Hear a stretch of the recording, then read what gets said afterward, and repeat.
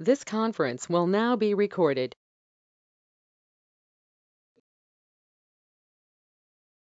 अश्विन शुद्ध अष्टमी दिनांक 13 अक्टूबर 2021 चरक विमानस्थान अध्याय 1 स्निग्धवष्णीय शंखं चक्रं जलकान्दरतमृतघटं चारुदोर्भिश्चतुर्भिः सूक्ष्मस्वच्छातिहृद्यां मौलिमं भोजनेत्रं कालाम्भोदोज्ज्वलाङ्गं कटितटविलसच्चारुपीताम्बराढ्यं वन्दे धन्वन्तरिं तन् निखिलगदवनप्रौढदावाग्निलीलम् प्रौढदावाग्निलीलम् ब्रह्मणो हि समारब्धा मात्रेयाद्येषु पूजिता अस्मदाचार्यपर्यन्तां वन्दे गुरुपरम्पराम् आयुर्वेदरतं वन्दे माधवाख्यं महागुरुम् आयुर्वेदामृतं सर्वं शिष्येभ्यो यः प्रदत्तवान् द्रष्टाज्ञानी दृष्टकर्मा कृतकर्मा तथैव च अध्यापको विश्वश्रेष्ठो महान् संशोधकस्तथा गुणैरेतैः समुदितैः यत्कार्यं प्रतनोति सः समृद्ध्यर्थं हि कार्यस्य वयं प्रयतामहे सरस्वत्यै नमो यस्याः प्रसादात् पुण्यकर्मभिः बुद्धिदर्पणसङ्क्रान्तं जगदध्यक्षं ईक्षते आत्रेयं प्रथमं वन्दे आयुर्वेदजगद्गुरुम् आयुर्वेदामृतं सर्वं गृहीत्वा हि सुरेश्वरात् अग्निवेशादिकेभ्यो यत् प्रयच्छत् मुनिसत्तमः प्रथमं तन्त्रकर्तारम् अग्निवेशं नमाम्यहम्।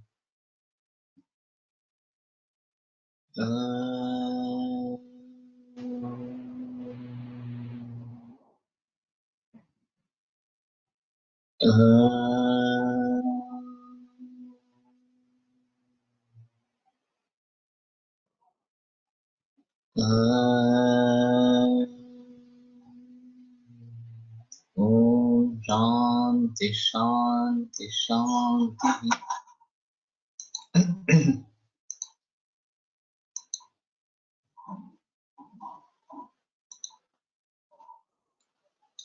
स्निग्धं हि भुज्यमानं स्वदते भुक्तं चांदीर्णम अग्निम उदीरे। तो स्निग्ध जो है वो जब खाया जाता है तो आस्वाद उसका बड़ा अच्छा रहता है और अनुदीर्ण अग्नि को भी उदीरित करता है। तो ये थोड़ा सा डिफरेंस विनोद मैंने कल दिखाया था कि अग्निम औदर्यम उदीरयति अनुदीर्णम अग्निम उदीरयति। तो नीचे पाठभेद भी है उसका कि गुप्तम औदर्यम अग्निम उदीरयति इस प्रकार का।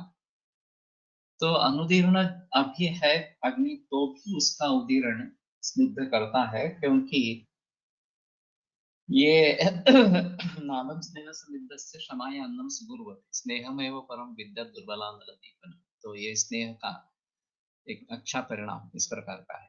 क्षिप्रम जरांग गच्छति जल्दी पचन उसका होता है। वातम अनुलोमयति वात का अनुलोमन करता है। शरीरम उपचिनोति शरीर पुष्ट इस प्रकार का करता है उपचय करता है शरीर का। दृढ़ीकरोति इंद्रियां और इंद्रिय जो है उनको दृढ़ या बलवत इस प्रकार का करता है। बलाभिवृद्धि उपजनयति और बला भी वृद्धि करता है निर्माण करता है तो बल देता है। वर्ण प्रसादं च अभिनिर्वर्तयति और वर्ण का प्रसाद भी उससे प्राप्त होता है। वर्ण भी प्रसन्न होता है। तो तस्मात् स्निग्धम अश्नीयात् इसलिए स्निग्ध खाना चाहिए।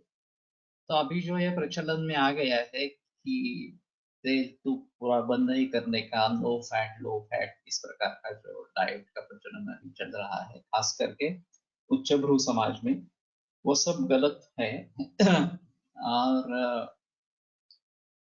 अग्नि के हिसाब से लेना जरूरी है एक चीज। और ये चिंतक जो है उनके लिए तो स्नेह होते ही है। तो उनके लिए स्नेह का प्रयोग होना बहुत जरूरी है। सिर्फ ये देखे कि उसका पचन बलिवंती हो। अभी फैटी लिवर की समस्या काफी बढ़ रही है। एक तरीके से ये स्नेह का पचन नहीं हो रहा इस प्रकार का व्यतीत कर रहा है। फिर भी हमें वो पचन कैसे सुधरे इसके बारे में सोचना है, अग्नि कैसा बढ़े इसके बारे में सोचना है। शुरू में ज्यादातर रूक्षण कर सकते हैं, लेकिन बाद में एक बार ये स्थिति जाने पर हमें स्नेहन ही करना है। तो ये बात सबसे बड़ी ध्यान में रखनी है कि नो फैट, लो फैट, ये सब इसको वात रोगों को बुलावा देने वाला है। मात्रावत अश्नीया मात्रावती भुक्तम वातपित्त कफान अपीडयत आयुरेव विवर्धयति केवल। तो इस प्रकार योग्य मात्रा में अन्न खाने से वात पित्त कफ इनका अवपीड़न न होते हुए केवल आयु का ही वर्धन करना है। तो उसमें एक तिहाई घन, एक तिहाई द्रव और एक तिहाई दोषों के संचरण के लिए खाली रखना है, रिक्त रखना है। ये किसमें अहम मुद्दा रहेगा। तो दोषों के संचरण के लिए खाली अवकाश चाहिए, इसलिए 2/3 ही आमाशय की कैपेसिटी के हिसाब से भोजन लेना है। उसमें 1/3 या 1/3 घन, 1/3 द्रव ऐसा लेना है। तो वात पित्त कफ का अवपीड़न होने का चांस वहां पे नहीं रहेगा और आयु का वर्धन वो करता रहेगा। सुखं गुदम अनुपरीयेति, सुख से गुद तक वो जाता है। न च उष्माणम वहन्ति, और अग्नि का आनंद भी नहीं करता। अव्यथंच परिपाकमेति, और किसी भी कष्ट के बिना उसका पचन होता है।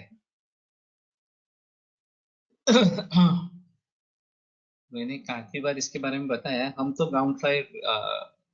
ग्राउंडनट ऑयल ही बताते हैं अभी इस मूंगफली का तेल, क्योंकि सनफ्लावर का जो आता है वो रिफाइंड आता है, और किसी भी तरीके से रिफाइंड तेल का प्रयोग नहीं करना है। ये हमें बात ध्यान में रखनी पड़ेगी। तो तिल के तेल का अच्छा परिणाम होता है, लेकिन तिल का तेल अभी प्रचलन में नहीं रहा। तो मूंगफली का उस जैसा है, तो मूंगफली का तेल प्रयोग में ला सकते हैं। ये ज्यादा बेहतर ऑप्शन है। जीर्णे अश्नीय अजीर्णे हि भुञ्जानस्य अभ्यवृतम् आहारघातं पूर्वस्य आहारस्य रसम् अपगणितम् उत्तरेण आहाररसेन उपसेचत् सर्वान् दोषान् प्रकोपयत् त्याज्य। तो अजीर्ण में अगर सेवन करते हैं अन्न का, तो पूर्व आहार रस अपरिणत है, और दूसरा भी उसमें आहार रस मिल जाता है, और फिर सभी दोषों का प्रकोप तात्काल कर देता है। तो ये एक अहम मुद्दा है कि जब तक पूर्व आहार पचन नहीं हुआ तब तक आगे का आहार नहीं लेना है। और अगर इस प्रकार से करते हैं तो जैसे बाहर बाहर हमने तंडुल और पानी करके ओदन बनाने के लिए रख दिया अग्नि पर, और मेहमान अचानक आ गए घर में, तो उनके लिए उसी पके चावल में दूसरे चावल और पानी डाला तो कुछ भी नहीं होता है पचन। पहला भी चावल पचन नहीं होता है, दूसरा भी नहीं होता। तो ये करके देखा गया है। तो फिर इसके बारे में कैसे सोचेंगे। तो पहला अन्न पचन होने के बाद ही दूसरा अन्न सेवन करना है, और ये नियम विशेषतः जो है वो सायंकाल का भोजन अगर अपक्व है तो शाम का ब्रेकफास्ट भोजन नहीं लेना है। इसके लिए बहुत आवश्यक है। बहुत सारे लोग ब्रेकफास्ट लेते हैं, वो केवल समय हो गया इसलिए ले लेते हैं। भूख होती है, नहीं होती है, या फिर बुभुक्षा होती है। तो ये गलत इस प्रकार की बात है, और यहाँ से सुधार लाना बहुत जरूरी है। यहाँ से लेकर पूरे खाने पीने के बारे में सुधार लाना ये आवश्यक है। तिळतेल अभ्यंतर प्रयोग कुष्ठ कारक व अचक्षुष्य है। त्वग्दोषकृत अचक्षुष्यम ये बताया गया है, और त्वग्दोषकृत का वहां पे अर्थ त्वग्दोषम क्रुद्धति इति। त्वक दोष का नाश करने वाला, इस प्रकार के टीकाकार ने किया। जनरली कृत का अर्थ निर्माण करने वाला इस प्रकार का होता है, लेकिन वहां टीकाकार ने बताया है। कुछ लोग ऐसा समाधान करते हैं कि बाहर से लगाने के लिए तिल तेल अच्छा है, त्वक दोष कृंतति इस प्रकार से, या खास करके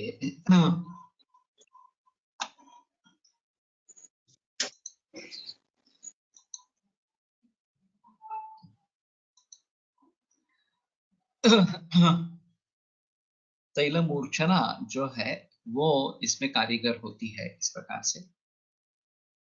फिर भी कुछ लोगों में ऐसा पाया जाता है कि तिल तेल की एलर्जी होती है, और तिल तेल का कोई भी प्रोडक्शन ऊपर से लगाने के लिए देते हैं तो भी सूट नहीं होता।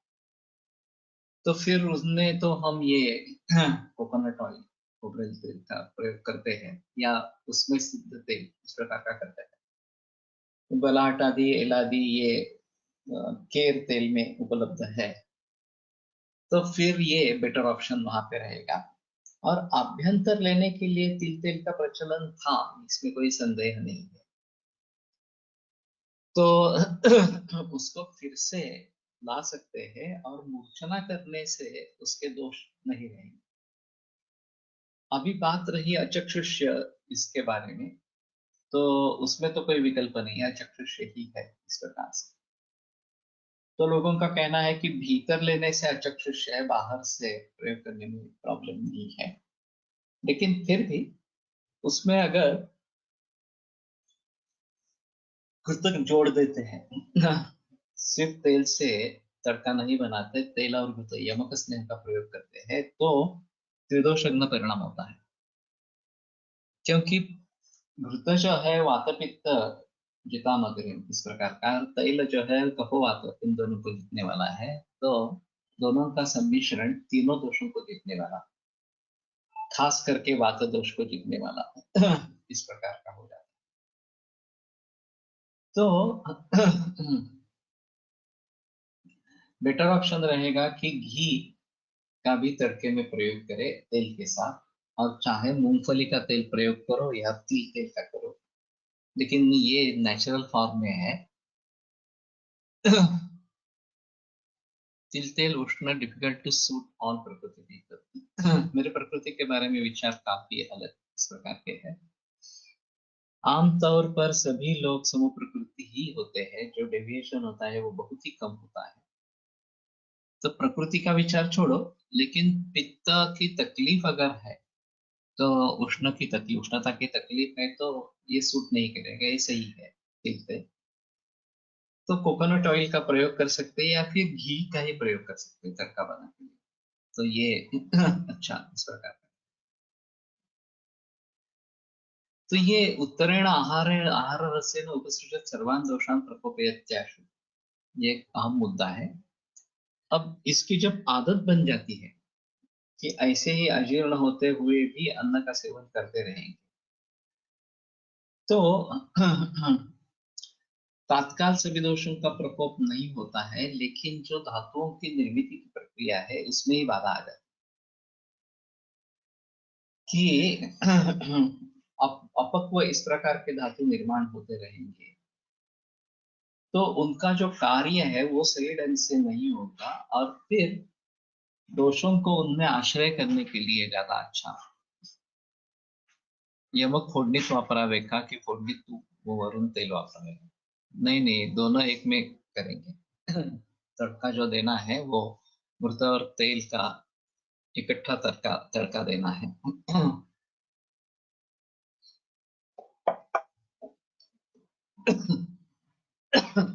घी हम ऊपर से ले सकते हैं, वैसे तेल ऊपर से लेने का ज्यादा प्रचलन नहीं है इस प्रकार से। तो धातुओं की प्रक्रिया इस प्रकार से अगर निर्माण होती रहे, तो ये एक कैंसर के लिए अहम कारण बनता है। अभी कैंसर में uncontrol growth of abnormal cells, ये जो आप बताते हैं, और खास करके ल्यूकेमियाज में जब WBC काउंट बहुत ही बढ़ता है, और वो 2-3 लाख 4 लाख भी हो सकता है, तो उस स्थिति में स्वस्थानस्य कायाग्निरंशा धातुषु संश्रिताः तेषां सादातिदिक्तिभ्यां धातुवृद्धि-क्षयोद्भवः। तो धात्वग्नि का मांद्य होता है तो धातुओं की वृद्धि होती है, धात्वग्नि का तैक्ष्ण्य होता है तो धातुओं का क्षय होता है, ऐसा यहाँ पे बताया गया है। अब कुरटकर सर बताया करते थे कि अगर चावल और पानी, ये जो प्रमाण उसका है वो अगर बिगड़ गया, या फिर अग्नि उसमें जो देते हैं वो बिगड़ गया, आधा ही अग्नि दे दिया, थोड़ा सा ही अग्नि दे दिया, इस प्रकार से, तो जो राइस बनेगा, ओदन बनेगा, वो क्वांटिटी में ज्यादा होगा लेकिन उसमें क्वालिटी बिल्कुल नहीं है, अधकच्चा इस प्रकार का वो बनेगा। तो ऐसी स्थिति में अग्नि पूरा होना यही आवश्यक है। तो अग्नि मांद्य से, धात्वग्नि मांद्य से खास करके धातुओं की वृद्धि होती है, डब्ल्यूबीसी काउंट बहुत बढ़ता है, फिर भी उसका प्रतिकार शक्ति में कोई रोल नहीं है, बल्कि उसकी प्रतिकार शक्ति और कम होती है, इस प्रकार से। तो यहाँ हम समझ सकते हैं कि धातुओं का निर्माण अच्छी तरीके से नहीं हो रहा, खास करके अब ये WBC का मतलब किससे है खून में? ये कफ सदृश घटक है या पित्त से जुड़ा किस प्रकार का घटक है? तो प्रभावकर करके हमारे यहाँ सर थे, वो बोलते थे कि ये कफ का परीक्षण है, WBC काउंट किस प्रकार। और प्राकृतस्तु बलम श्लेष्मा विकृतो बल उच्यते सचैव काये सच पापोपदिश्यते। तो प्राकृत कफ जो है वो ओज बताया गया है और वो बल है शरीर का। तो WBC पर्याप्त मात्रा में होना, ये शरीर का बल अच्छा है, ये सुझाव देने वाला। अभी मैं बहुत दिनों से सोच रहा हूँ, प्रैक्टिकली कर नहीं पाया कि डिफरेंशियल काउंट देता है, न्यूट्रोफिल्स कितने हैं वगैरह इस प्रकार से, और ज्यादा हम उसके ऊपर जिक्र नहीं करते। हम WBC काउंट कितना है, 6-7 हजार है, ठीक है, उसको लेकर चलते हैं। या प्लेटलेट काउंट 1.5 लाख 2 लाख है, ठीक है, इस प्रकार से लेकर चलते हैं। लेकिन न्यूट्रोफिल्स कितने हैं, बाकी सेल्स कितने हैं, ये अगर देखने की कोशिश करेंगे और उसके आधार पर कुछ विचार करेंगे कि ये कम है, इसको बढ़ाने के लिए क्या करना है, ये ज्यादा है, इसको कम करने के लिए क्या करना है वगैरह, तो शायद प्राकृत कफ के निर्माण के हिसाब से सीतोपलादि चूर्ण काम में आता है। तो इन सभी विकारों में या इन सभी अवस्थाओं में ये एक बात अहम हो सकती है कि धात्वग्नि मांद्य अगर इस प्रकार का है और खास करके ल्यूकेमियाज में है, तो सीतोपलादि चूर्ण ये एक अहम दवा इस प्रकार के रहेगी। और ये माउस में अस्थि में सभी में इस प्रकार से हो सकता है कि विकृत सेल्स ज्यादा बन रहे हैं, और उसका एक कारण हाइब्रिडाइजेशन है, ये अहम कारण इस प्रकार का है। लेकिन दूसरा कारण अजीर्ण भुंजानस्य, ये जो बात बताई गई ये भी है। तो what are the benefits of मूर्छना of स्नेह Thailand Gurta from the Ayurvedic and modern perspective? Currently, very rarely any pharmacy will be following this Murchana of Taila and Gurta. So, sir, what are the thoughts on that and the need of reintroduction of Murchana? वैसे घृत वैसे भी खा सकते हैं, घृत में ज्यादा प्रॉब्लम नहीं है, लेकिन तेल अगर भीतर सेवन करना है तो मूर्छना करना जरूरी है। तड़का एक तरीके से मूर्छना ही है। जो अन्य चीजें इसके बारे में बताई गई है मूर्छना के लिए, वो करके अगर सिद्ध तेल बनाएंगे तो ज्यादा अच्छा इस प्रकार का रहेगा, उसका प्रचलन लाना पड़ेगा। और खास करके जबकि हमें अभ्यंतर प्रयोग करना है तेल का, चाहे बस्ती के द्वारा हो चाहे स्नेहपान करना है इस प्रकार से, तो मूर्छना आवश्यक है। घी के लिए भी करेंगे तो अच्छा है, लेकिन अगर नहीं भी करते हैं तो भी घी वैसे भी सेवन किया जा सकता है, उसमें कोई प्रॉब्लम नहीं है। तो फार्मेसी में ये प्रचलन लाना अच्छा रहेगा कि तेल मूर्छना करके ही तेल का प्रयोग करें, जब तेल सिद्ध करना है तब। और खाने के हिसाब से देखा जाए तो तड़का देकर ही करें, ये इसमें अहम इस प्रकार का मुद्दा हो जाएगा। तो मेरे कहने का तात्पर्य अर्थ ये है कि कैंसर को इमेच्योर सेल्स ड्यू टू धात्वग्नि मांद्य इस प्रकार से भी सोच सकते हैं, और उस अवस्था में हमें धात्वग्नि को सुधारना है, ये अहम मुद्दा रहेगा। और ये रस से लेकर शुक्र तक सभी धातुओं के बारे में हो सकता है। तो उसके हिसाब से अभी हम धातुपाचकों का प्रयोग कर रहे हैं। तो ऐसा है कि उस धातु में स्थित जो भी दोष है उनका पाचन ये रसपाचक, रक्तपाचक वगैरह से होता है। लेकिन अगर इसका घी बनाए तो उसके अग्नि पर उसकी उसकी क्रिया अच्छी होगी, और फिर अग्नि सुधरेगा तो ये बात बदलेगी। तो मैंने सोच के रखा है, लेकिन पुनरुस में काफी ये पाचक सिद्ध घृत मिलते हैं, तो अभी उतना ज्यादा प्रचलन उनका नहीं है। हम उसी को उसके काढ़े की भावना देकर पाचक बनाते हैं और उसका प्रयोग करते हैं। लेकिन जहाँ घृत का संबंध है वहां रक्त कल्याण का घृत अभी सभी में प्रयोग करते हैं।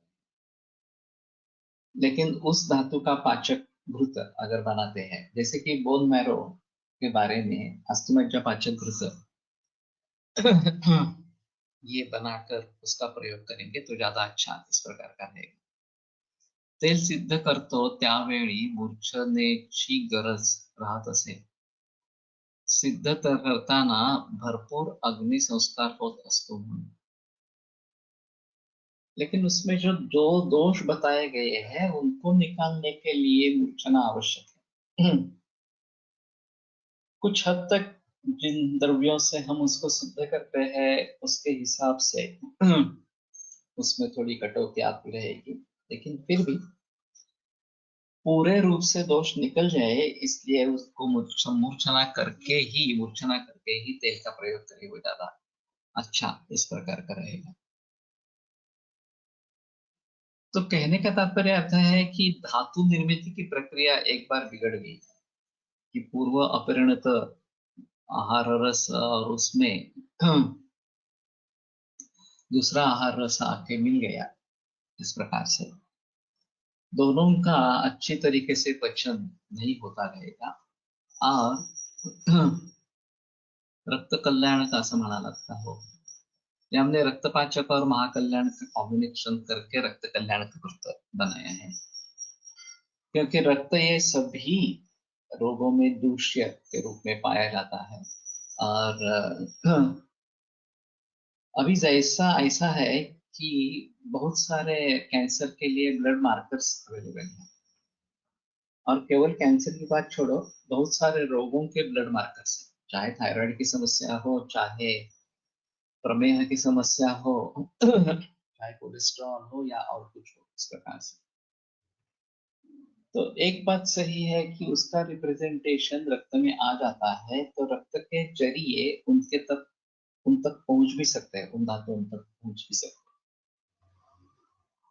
और फिर इस हिसाब से रक्त पर काम करने वाले दवाइयों का प्रयोग करेंगे तो सभी धातुओं पर काम होगा। ये एक इसमें अहम मुद्दा इस प्रकार का है।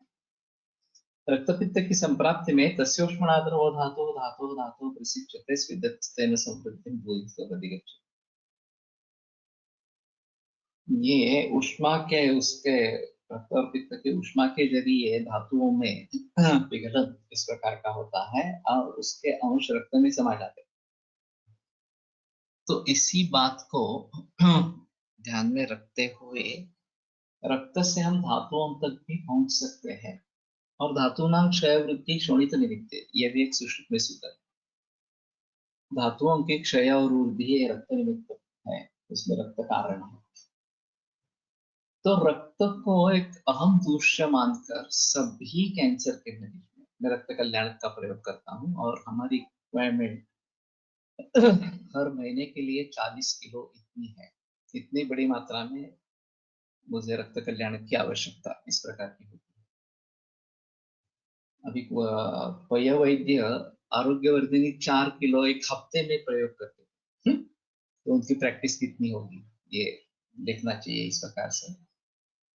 तो कैंसर के मरीज इतने बढ़ गए हैं कि 40 किलो रक्त कल्याण का हर महीने में लगता है, हम बनाते रहते हैं इस प्रकार से। तो उसी प्रकार से सभी धातुओं के पाचक घृत बनाए, और फिर मैंने अभी ये सोचा नहीं है, लेकिन अस्थिमज्जा पाचक घृत बनाते समय दवा द्रव्य के रूप में बोन मैरो सूप का प्रयोग करेंगे। और तलका के लिए गुरुक्षा मलकम मुस्तम ये ले लेंगे। तो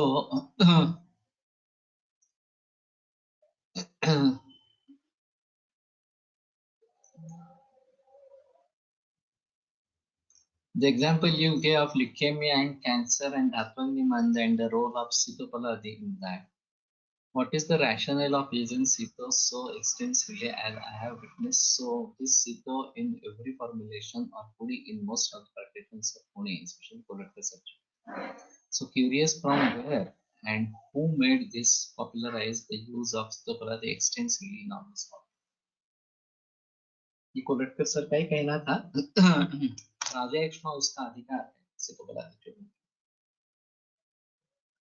तो जहां जहां धातुओं का क्षय है वहां सितोपलादी चूर्ण कार्य, इसमें राजा एक्ष्मा ही होने की जरूरत नहीं है। एक ऐसा मानना है कि चरक में निदान स्थान में केवल 8 ही अध्याय और चिकित्सा स्थान में 30 अध्याय। तो ये डिस्पैरिटी क्यों? तो कुछ लोगों का कहना ऐसा है कि नैदानिक स्तर पर इस 8 अध्यायों में ही पूरी बहस है। किसी भी नए रोग के निदान के लिए चरक निदान स्थान 8 अध्याय काफी है। सभी प्रकार के रोगों की संप्राप्तियां आप उसमें बिठा सकते हैं। चिकित्सा की हैसियत से देखा जाए तो थोड़ा सा अलग इस प्रकार का माहौल रहेगा। चिकित्सा का दृष्टिकोण अलग है, ये भी एक थोड़ी अलगता है। पुनर्वसू तो पुण्यात कुठे मिळते? पुनर्वसू मॉडल कॉलोनी में मिलती है। तो उनका दूसरा भी आउटलेट है। आउटलेट तो फोर्ड रोड पे भी है और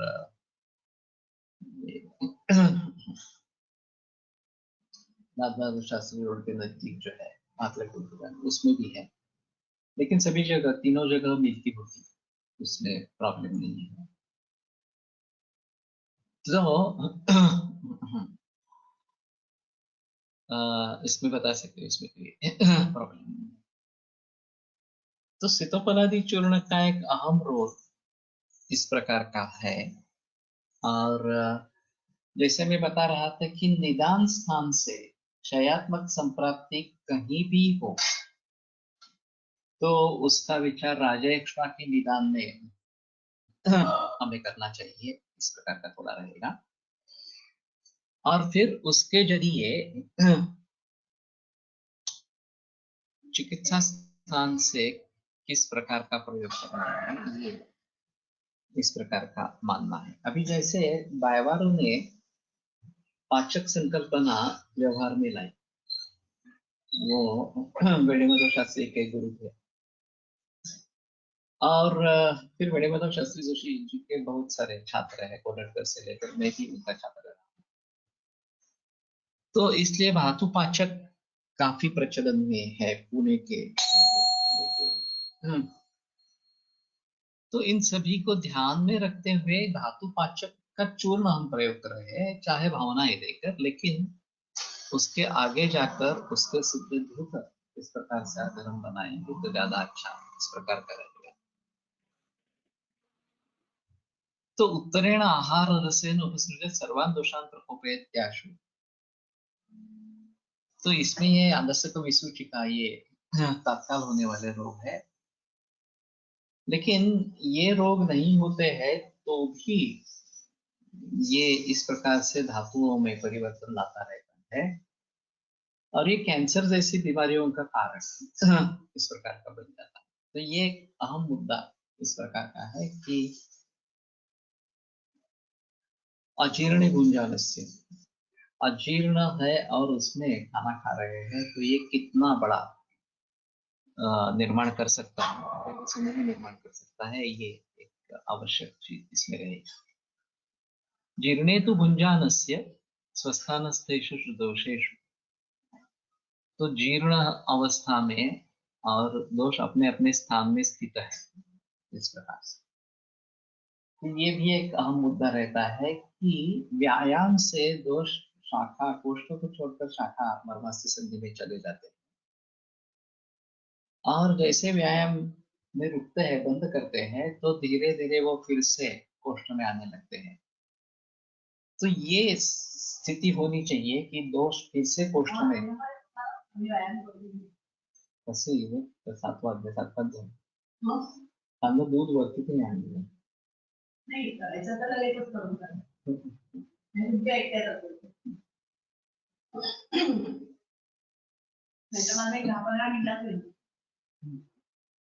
ठीक है, पण दूध वर आणतो वरतीच ठेवतो आत टाकतो नाही दूसरा माणूस जीर्णे तु भुज्यानस्य स्वस्थानस्य दोषेषु अग्नौ च उदीर्णे जातायां च बुभुक्षायां। तो दोष अपने अपने स्थान में होने चाहिए, अग्नि उदीर्ण होना चाहिए और क्षुधा निर्माण होनी चाहिए। तो बुभुक्षा शब्द का प्रयोग है कि खाने की इच्छा भी होनी है। Concept of Dhatupachaka Kruta is really good. Sorry, couldn't get the name of Vaidya Madhav. Vaidya Madhav Shastri Joshi Sir Guru Baiwar.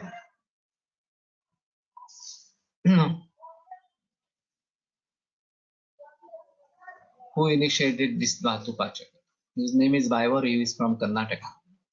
Who were explaining something of using bone marrow soup in Asthimajjagata Dhatupachaka Kruta. Can you please continue that? Seems very interesting how to use that. अभी leukaemias के काफी मरीज है मेरे पास भी है, ALL, AML, और एक अभी अजीब है कि ALL और AML दोनों साथ में है इस प्रकार से। तो उसमें मैं सोच रहा हूँ, अभी किया नहीं है, कि अस्थिमज्जा पाचक का ग्रुप बनाएंगे, लेकिन उसमें बोन मैरो सूप डालेंगे पानी के बजाय, तो ये ज्यादा कार्यकारी इस प्रकार का होगा। इन रक्त कल्याणक इस रक्त धातु पाचक घृत एंड कल्याणक घृत are mixed and given no. वो बायवारू के लेख पढ़ो, जड़ पंचक और कषाय पंचक इस प्रकार का उनका लेख है, मराठी में है, तो ये आयुर्वेद पत्रिका में छप चुका है, काफी पुराना इस प्रकार का। तो उसमें 2 पाचक अगर सम्मिश्र करने हैं तो उसका एक तरीका बताया गया। दोनों का अलग अलग काढ़ा करना, आधा काढ़ा होने पर दोनों को सम्मिश्र करना और फिर काढ़ा पूरा कर देना, ऐसा उन्होंने वहां पे बताया था। तो ये मीमांसा के आधार पर उसमें उन्होंने बात कही है। तो हम भी उसी प्रकार से करते हैं, रक्तपाचक का काढ़ा बनाते हैं और ये जो महाकल्याण का ग्रुप है उसका भी काढ़ा बनाते हैं। दोनों आधे होने पर इकट्ठा करते हैं, फिर घी डाल के पचन कर लेते हैं। तो ये ऐसा करने से उनका कहना था कि दोनों का सम्मिश्र अगर हम इफेक्ट चाहते हैं, दोनों धातुपाचों,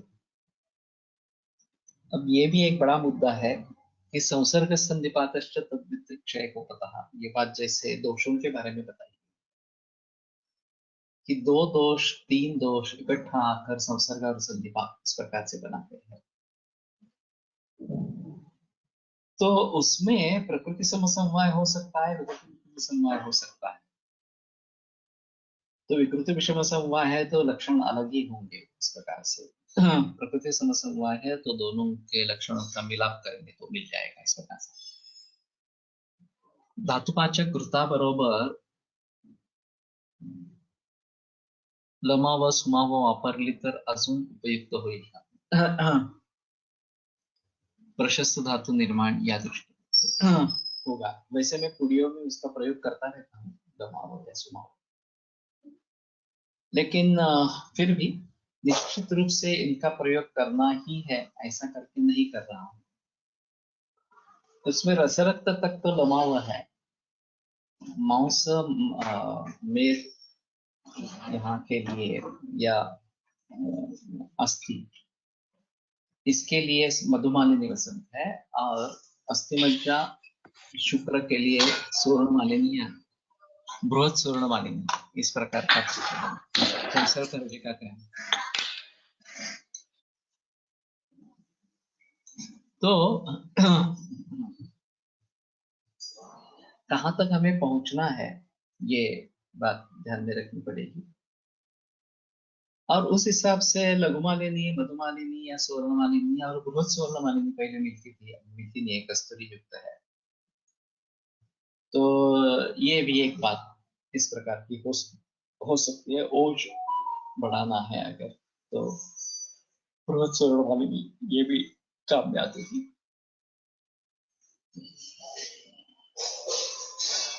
तो इन सभी के बारे में जरूर सोच सकते हैं कि इसके साथ में उसका भी प्रयोग करें। हाँ, मैं बात बता रहा था संसर्ग और संधिपात की।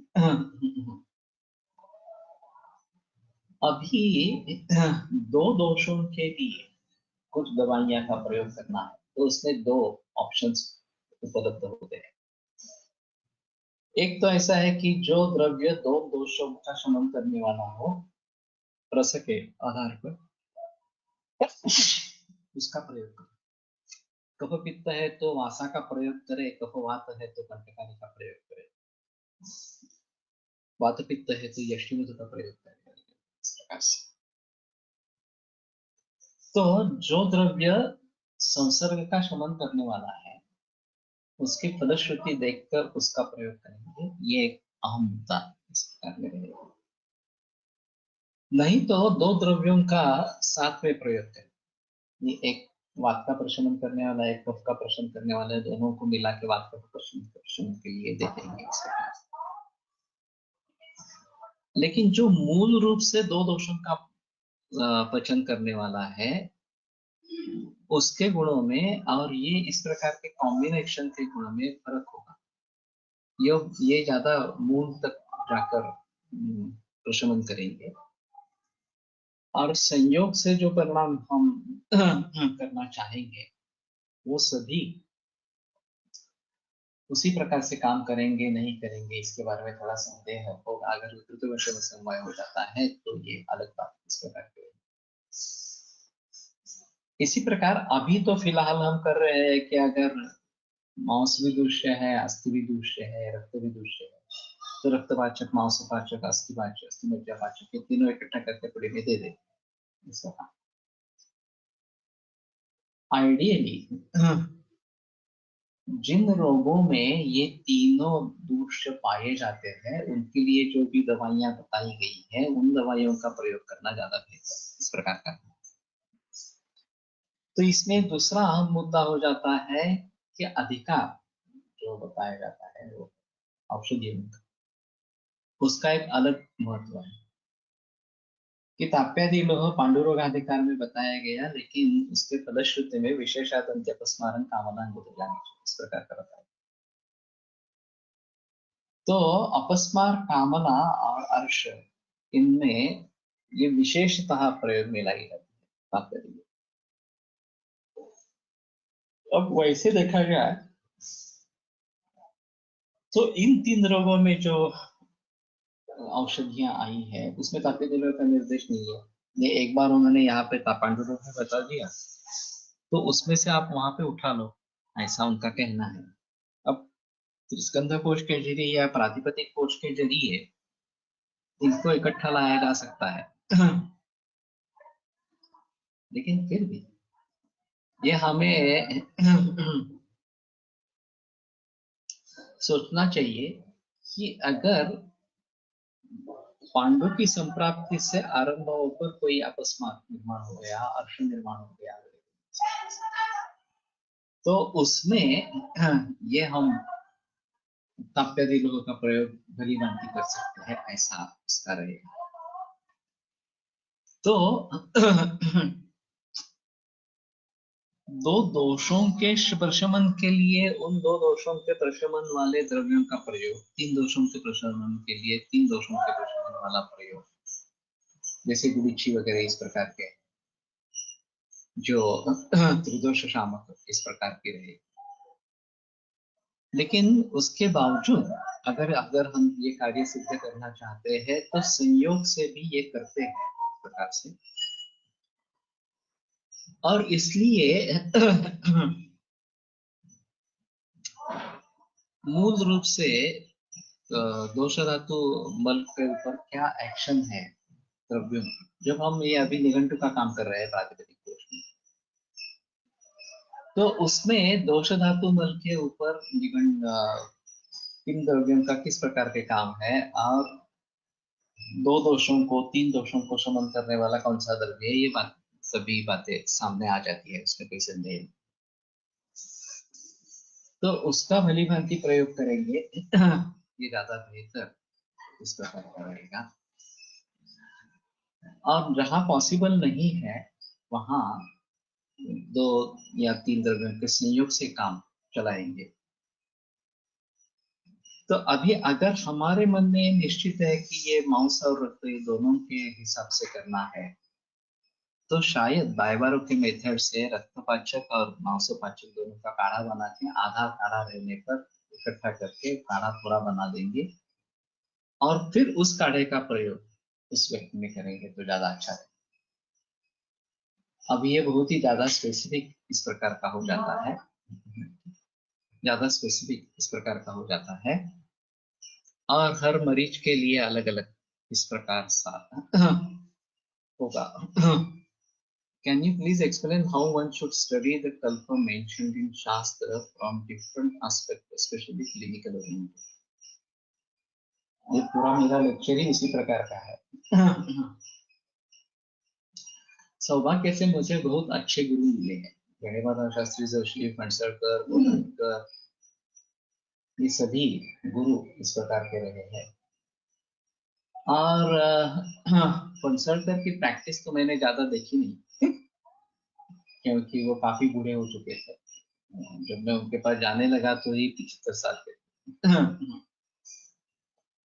लेकिन फिर भी उनके जो विचारों का धन है वो मुझे अच्छी तरीके से मिला। कोल्हटकर सर के यहाँ भी प्रैक्टिस के लिए मैं कभी गया नहीं, एक दो बार गया हूँगा ज्यादा से ज्यादा, लेकिन उनका विचार धन मुझे प्राप्त होता रहा इस प्रकार से। तो देखता है वेद्य मान्यता भी मिलती, हम जिस प्रकार से देखते हैं एक चीज को उसके अलग अलग तरीके से उसके अर्थ निकल आते हैं। 3-4 बरस पहले मैंने जब चरक अंग्रेजी में सिखाया और अभी फिर से चरक ले रहा हूँ। अभी ऐसा सोचा था शुरू में कि एक बार पढ़ चुके हैं तो अभी ज्यादा समय नहीं लगेगा और कम समय में चरक पूरा हो जाएगा, लेकिन हुआ नहीं है और होने वाला भी नहीं है, क्योंकि उस समय में पढ़ते समय जो विचार मेरे ध्यान में आए उनको उस समय में व्यक्त किया। अभी कुछ अलग विचार है तो उनको व्यक्त कर रहा हूँ। चाहे आप 8 से 10 बरस बाद फिर से पढ़ूंगा तो और कुछ व्यक्त करूंगा इस प्रकार से। तो ये अलग अलग तरीका होता रहता है और बीच में अनुभव जोड़ते जाते हैं। तो ये एक अहम मुद्दा है कि जैसे जैसे अनुभव बढ़ते जाएंगे वैसे वैसे देखने में भी परिवर्तन आ जाता है और फिर अलग अलग ढंग से वही सूत्र को हम देखते हैं। तो ये बहुत ही बड़ा विचार है कि दोष संसर्ग या सन्निपात जब होता है तो द्रव्यों का चयन कैसे करें, द्रव्यों का निर्धारण कैसे करें। इस प्रकार के द्रव्य जो इन सभी दोषों का शमन करने वाले हो, उस रोग के अधिकार में आए हो, तो सबसे बेहतर इस प्रकार का है। अगर नहीं हो सकता है तो कॉम्बिनेशंस बना के दे देंगे तो भी एक अच्छी बात होगी। और कॉम्बिनेशंस बनाते समय सिर्फ कंबाइन करना है या बायवारो के मेथड से दोनों को इकट्ठा लाके आधा काढ़ा करके फिर आगे पूरा पोषण करा देंगे, चाहे हम दोष के बारे में सोच रहे हैं चाहे हम दूसरों के बारे में सोच रहे हैं। तो एक अहम मुद्दा इस प्रकार का रहेगा। और जैसे मैंने अभी अस्थिमज्जा पाचक दोष के बारे में ये बात कही थी कि ये बोन मैरो सूप का प्रयोग कर सकते हैं, वैसे मांसपाचक बनाते समय जर्दालू का प्रयोग कर सकते हैं। दुआ फड़के जी का व्याख्यान हुआ था मलाव रोग इस विषय पर सातारा में, और मैं काफी यंग था, मेरे ख्याल में ये बात है 1983 से, 2-3 वर्ष से प्रैक्टिस में हुए थे। तो मैं वहां पे था और दुआ फड़के का व्याख्यान किस धातुओं के लिए किस द्रव्यों किन द्रव्यों का प्रयोग करना चाहिए, कॉन्स्टिपेशन अगर है तो इस प्रकार का उन्होंने बताया था। तो मुझे वो बहुत ही भाया और फिर मैंने मलावरोध के आधार पर एक काव्य रचना की जिसमें फड़के शास्त्री के सभी विचार उस व्याख्यान में थे, वो मैंने लिख दी। मलावरोधे फड़के सुवद्यस्य तत्रोक्तवान् यत्तदहं प्रवक्ष्यामि अनुष्ठितव्यं खलु सारभूतं तत्सर्वैर्वचस्तस्य महत्वपूर्ण, इस प्रकार से है। तो मांसे तो जर्दालू रूपित प्रसिद्ध है, वहां पे मांस के लिए जर्दालू उन्होंने बताया था। तो इस प्रकार से उन द्रव्यों को लेकर अगर हम धातु पाचक बनाएंगे तो शायद एक अलग बात रहेगी। तो जर्दालू का काढ़ा बना के उसमें मांसपाचक औषधियों को सिद्ध करेंगे तो ये अच्छा इस प्रकार का रहेगा।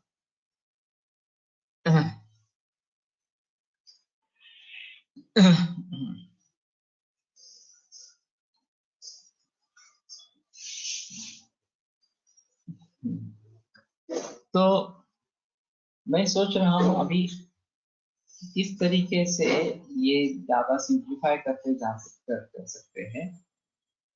कॉम्प्लिकेटेड केसेस तो रहेगी ही, इसमें संदेह नहीं है। और विमल बुद्धि बुद्धिमाकुली कुली हो, ये भी बात सही। तो पश्चनार्थान प्रतिक्षणम और अवहित होकर दक्ष रहकर ये करना चाहिए, ये वर्तक और का निर्देश है। Is this lecture of Goa Padke of Malavarota of different Dravya for different are available to watch or listen? ये तो अभी नहीं होगा क्योंकि उस जमाने में तो इतना प्रचलन नहीं था। मेरा काव्य छप चुका है आयुर्वेद पत्रिका, तो उसमें जो विष्टम्भचित योग हम करते हैं उनका फेवरेट था उस समय में। भागे का रूपा भवेदपि तथा तथा तुल्या मता मार्कंडी च तथैव भागमिलिता यष्टि तथा तत्समा पादैकामिति सैन्धवं कलसमं शुण्ठी च पादान्विता त्वच्चैवात्र दशांश भागमथ तच्चूर्णं हि विष्टम्भचित्। ये मैंने श्लोक रचा था शार्दुल के लिखने में, और उनके सभी घटक द्रव्य उसके मात्रा के साथ इसमें शामिल हुए हैं। ये अंतर लेक्चर था। तो प्रसन्न हुए, गोवा फड़के को मैंने ये भेंट किया काव्य, तो बड़े प्रसन्न हुए और बोले कि बहुत ही अच्छा तुमने काव्य रचा है इस प्रकार से। तो ये काव्य छप चुका है। मेरे पास भी होगा, मुझे अभी याद करना होगा कि किस प्रकार से मैंने क्या क्या लिखा था इस प्रकार से। बाकी जाति उपजाति वृत्त है और अंत में ये शार्दुल इस प्रकार का है। तो वो उस काव्य के आधार पर बता सकते हैं, ये एक बात हो सकती है। मैं ढूंढूंगा, काव्य मेरे पास मिलेगा, कहीं ना कहीं होगा इस प्रकार से। तो दो स्वस्थानस्थेषु दोषेषु जीर्णे तो भुञ्जानस्य स्वस्थानस्थेषु दोषेषु काव्य ग्रुप पर पोस्ट करा ठीक है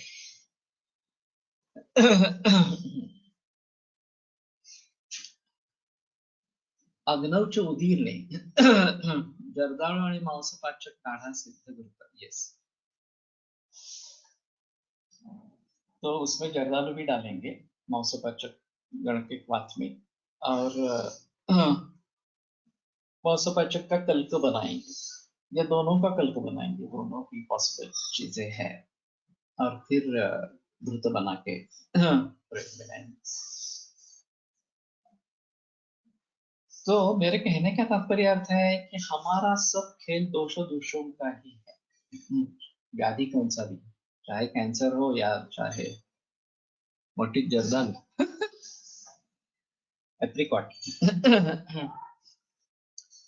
विदेशों में जो एप्रिकॉट मिलता है उससे हमारा एप्रिकॉट या जर्दालू अलग है लेकिन किसी भी ड्राई फ्रूट शॉप में मिल जाए तो ये आसान है उसमें एक बीज भी रहता है उसकी मज्जा उसका भी भली भांति सेवन करते हैं तो जर्दालू एक अच्छा इस प्रकार का है और वैसे मज्जा के लिए ये चारोली भी बताते हैं तो ये भी अच्छी काम करती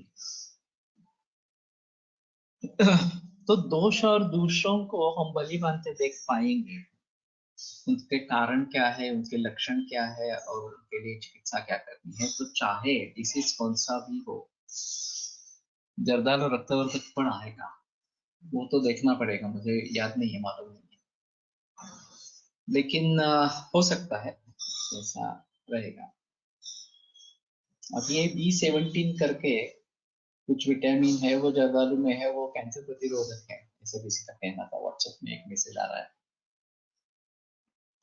तो मालूम नहीं अभी उसके बारे में बहस क्या हुई है इस प्रकार से तो देखना पड़ेगा इस प्रकार से करना है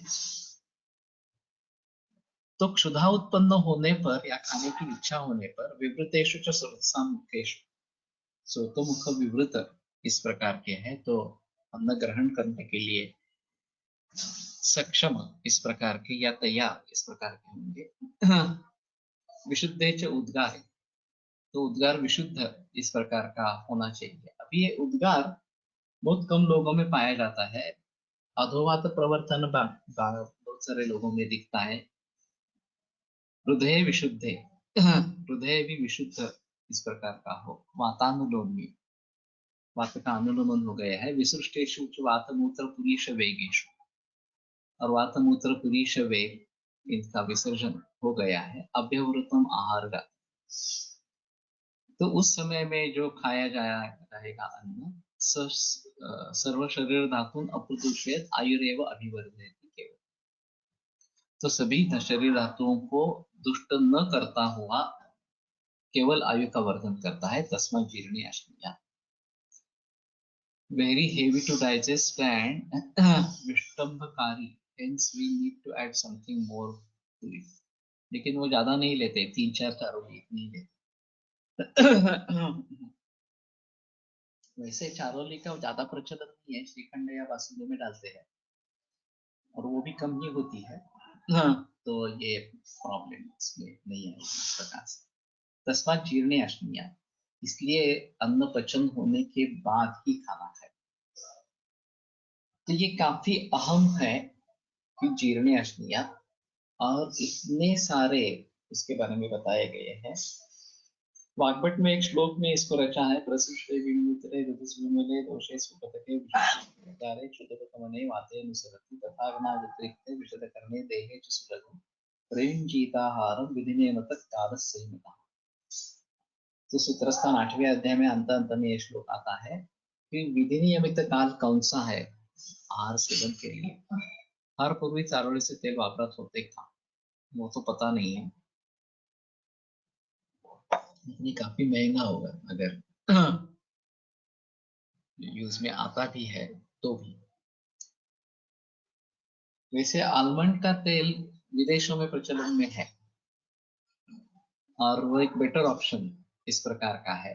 अभी मूंगफली का तेल सभी जगह मिलने लगा है, नहीं तो ये सनफ्लावर और रिफाइंड ऑयल्स ही होते थे। नेचुरल ऑयल कुछ भी नहीं मिलता था, ये उसमें अहम होता है। इसके कारण रुकते हैं। कल रसोई को समुच्चय को लेकर आगे बढ़ेंगे। परसों दशहरा है, विजयादशमी। चाहे तो कुछ काल के लिए मिल सकते हैं और नहीं तो बंद रखेंगे इस प्रकार। तो कल थोड़ा डिसाइड करेंगे कि शुक्रवार को मिलना है नहीं मिलना है। आयुर्वेद प्रकांडो निगदित इह शल्यतंत्र प्रधानः शिष्टेभ्यः शाश्वतोऽयं निखिलजनकृपा व्याप्तचित्तेन येन आयुर्वेदस्य वाञ्छन् पुनरपि भुवने ताञ्च सुष्ठु प्रतिष्ठां श्रेष्ठं धन्वन्तरिं तं प्रणमति च सदा वैद्यवर्गो हि नूनं वैद्यवर्गो हि नूनम्।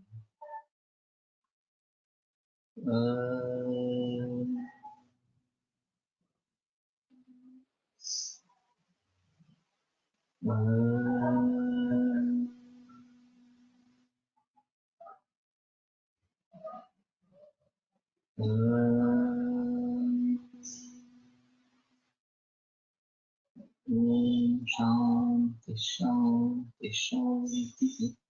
गुरुवार शुक्रवार शनिवार रसोई समुच्चय पढ़ रहे हैं।